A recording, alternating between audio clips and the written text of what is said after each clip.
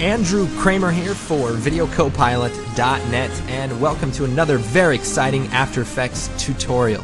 And today we're going to take a look at creating some cool effects with Sam Loya. Now, this is tutorial number 60, and wow, we've made it a long way. I'm glad you're here. You know, I've learned a lot of things. I hope you guys have learned a lot of things.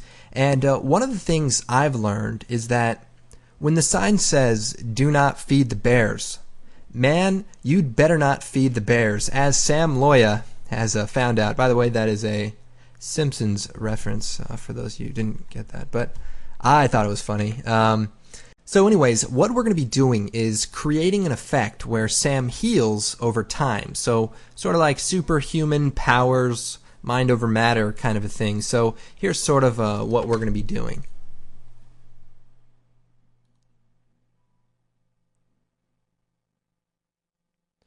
So as you can see, he kind of heals up slowly, and what's great is you can see that the wounds kind of close in on themselves as they sort of heal away. So anyway, we got some great things we're going to be going over in this tutorial, some advanced things, you know, far better than any of the crap in all the previous tutorials. This one is the one.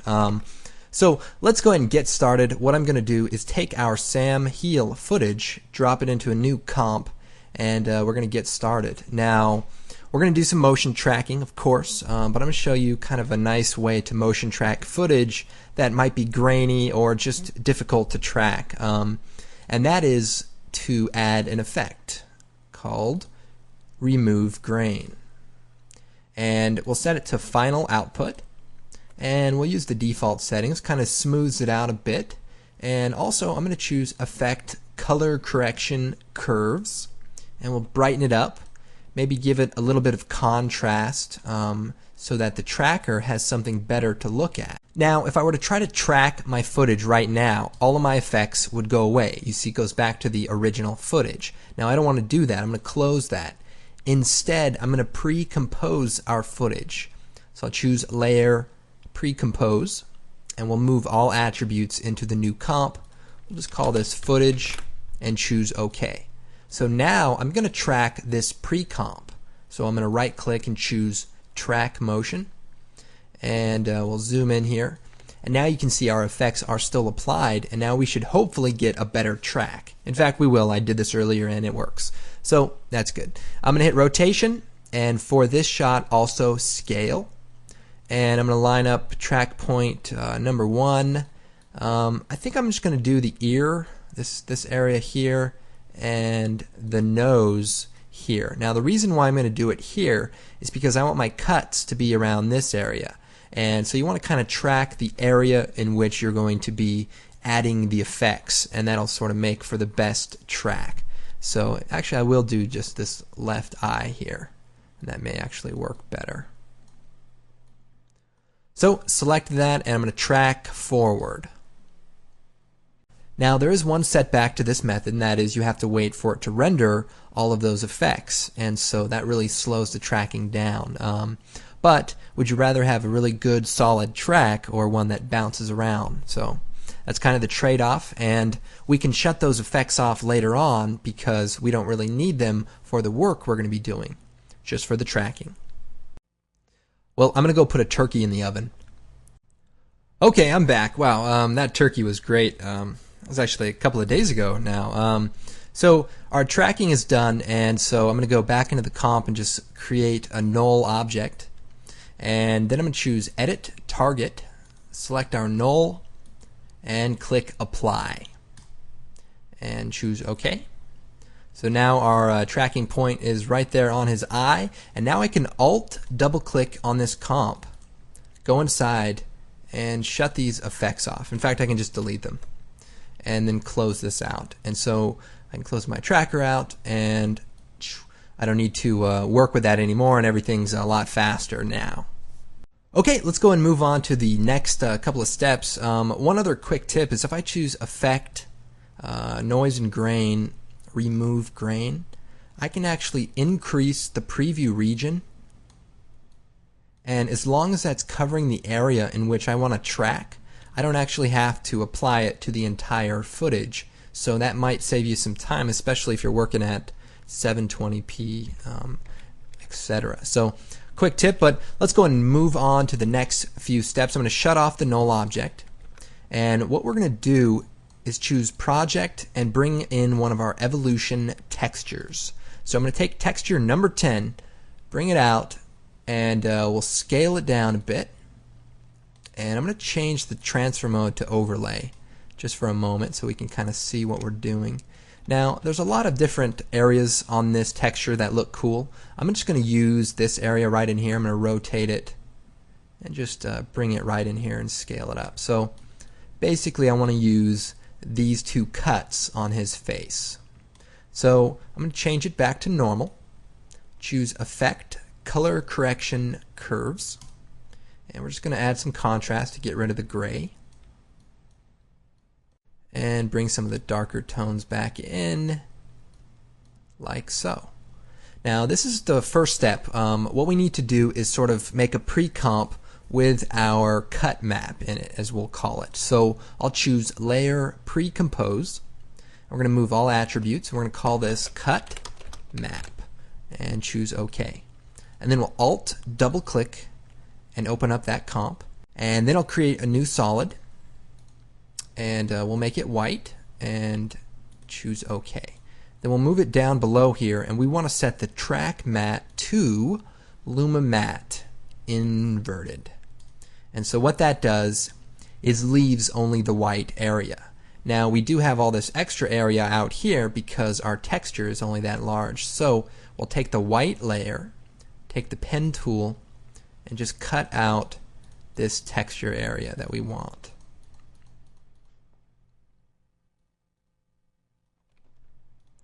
And so now we've created our cut map. Now I'm going to go back into our main comp, and what I'll do is take our footage comp, copy it, and paste it into this comp and put it below. And then I'll right click and choose Guide Layer. Guide Layer, what that will do is allow us to see the layer in the comp, but in this comp it doesn't show up. You can see that this layer is all by itself, and I can move it around. So it's just kind of a so basically it's like a helper layer, or sort of like a reference layer, you know, or you know what I like to call it? I like to call it a guide layer. So very helpful and very useful. Then I'll go back into our main comp. Now to make this easier, I'm going to duplicate our null object, select our cut map and our null object, and pre-compose it into a new comp. Basically what I want is cut pre-comp. What I want to do is have the tracking data in the main comp, but also have the tracking data inside of this comp. So if I put these in order, you see here's our final comp, and then I have this comp, which is the pre-comp of the cut map, and then I have the cut map, which actually has the texture in it. Now this is kind of important for later on, but I just want to kind of get it out of the way for now. What I'll also do is make another copy of the footage and put it inside of this cut pre-comp, and that way we also have a reference. Then I'll take the cut map, parent it to the null object, and then right click on the footage and make sure it's set to guide layer. And that way in this comp we won't see any of the footage. It'll just be our cut map. So confusing maybe a little bit, don't worry about it. You'll run into a problem and you'll know why this is the way to go. So now I'm going to come over to our effects and presets. We're going to type in glass, and we're going to take the CC glass effect and apply it to our footage. Go to the surface, select our cut pre-comp as sort of the displacement map. I'm going to shut the cut map off, and then we're going to play with the settings here. First I'm going to change the softness to 0. Change the property to alpha, and so now we can sort of see what's going on. I'm going to set the height to 2 and the displacement to maybe 50. So now I'll come down to the light options, and I want to set the height to about 25, maybe a little higher than that, 28, and the light direction to about -180. So now we've created sort of a light that's kind of coming up from above, which kind of matches the scene a bit. Now I'm going to go into the shading, increase the ambient light a bit, and the diffuse light just a little bit also, or the diffuse material. Now this looks pretty good, but I may want to increase the roughness so that we see a little bit more of the brighter area, and then bring the specular down so that it's just not as intense. And then we can soften this about 0.15. 0.25. So we'll come back to these settings in a little bit, but basically we're creating sort of the embedded look of the cuts that are going to be on his face. Now we have a pre-comp right here. I'm going to choose Effect, Generate, Fill, and that's going to fill it with red, and we'll make a dark red color and change the transfer mode to Classic Color Burn. And so that kind of gives it a darker look. And we'll bring the opacity down, just hit T, and we'll bring it down to about 40. And that kind of gives us our blood cut. Then I'll duplicate our layer again, and I'll choose Effect, Blur, Fast Blur. So this is going to kind of make sort of a sore area around our cut. So if we increase the blur, you see we sort of create kind of like a painful looking skin. And then we choose Effect, Curves. And then if we go to the alpha channel, we can boost it to where that looks a little bit more intense on those bloody cuts. So at this point we can start playing with the softness of the effect. We can choose Blur, Fast Blur on the initial cut and just set it to maybe about 1, and that'll just soften it a bit. And then also we can go into the footage glass effect and play with the height. If we want to make it seem like it's more of a deeper cut, you can soften the material and play with the height. If it's like a bullet or something along those lines. So these are the settings that you want to play with in order to make it look more realistic. But for now, that looks pretty close, and our tracking data should be analyzing this, and it is. And that's because inside of our cut pre-comp, we have our cut map attached to the null object with the parent function. So that's that. And now we need to move on to the next step, which is basically making these cuts heal.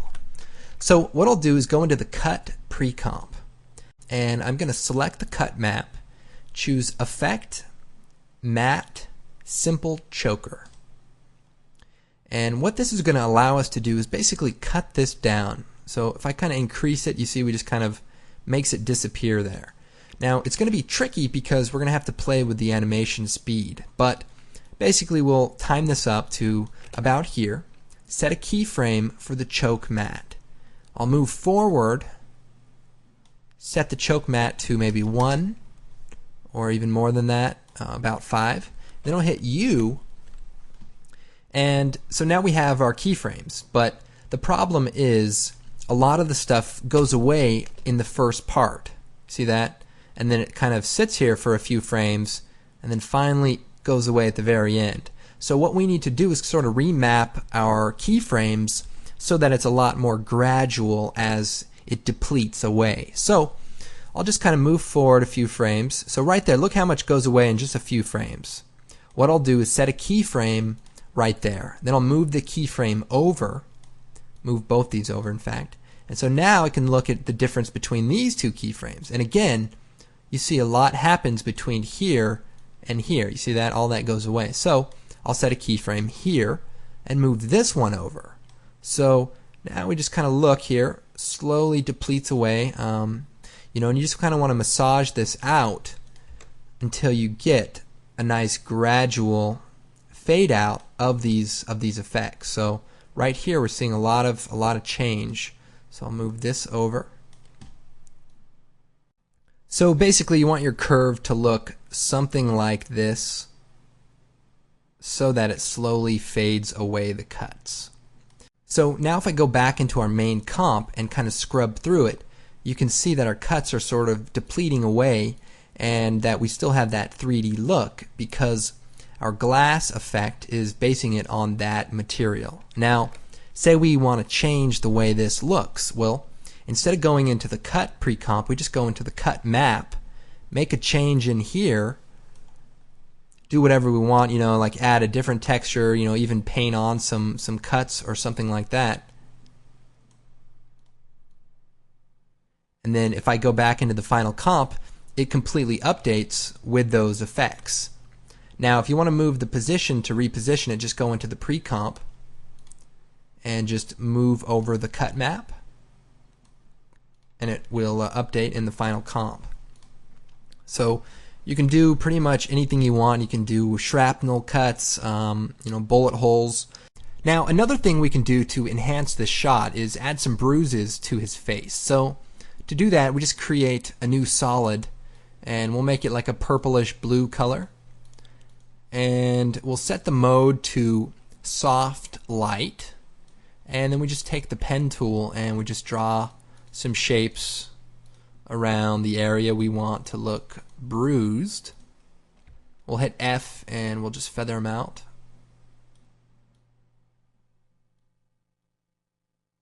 And you can lower the opacity and change the color. Maybe we could make them a little bluer. Something like that, and then you can parent it to the null object that has our tracking data, and that will keep them stuck on the face. So then you can fade him out as he heals or leave him, depending on what you like. Now, another thing you want to think about is if you're doing this effect, live action wise, put some real blood on the face. So it heals away, but maybe the blood is still there. That's sort of bled out onto his skin. So another little detail that you can kind of think about if you're looking to do this in effect for an actual, production. So now I gotta hand it to Sam. He's just a great guy, just super reliable. He'll do anything. He's always excited to come out there and record these tutorials and do all this fun stuff. It's like he doesn't even care what I tell him to do. He's like a machine, like a robot. Like I say, stand on one leg, and he'll do it. It's just unreal. What's this? What is this? Oh man. Dun dun dun dun dun dun dun dun dun dun dun dun. Oh my god. Alright, so here's another comp that I put together basically with an additional layer and additional cut map. Go ahead and take a look at what I did here. Is I just used sort of a rough looking textured map to open up that area of his face, and then just put a picture of old Terminator there, and add a little shadow. It looks pretty good. Now clearly Sam's got some problems he's got to work out, but we'll deal with that later. But this does certainly explain a lot. Anyway, I hope you guys found this tutorial useful. Of course, check out our products and our great DVDs. You buy those and we can afford to help Sam out and get some surgery that he needs to kind of look normal again, because nobody likes to talk to robots from the future. It's just not natural. So anyway, be sure to check out our blog as well. Here at Video Copilot, we're going to continue to make these awesome free tutorials, and I hope you guys enjoy them. We will see you next time.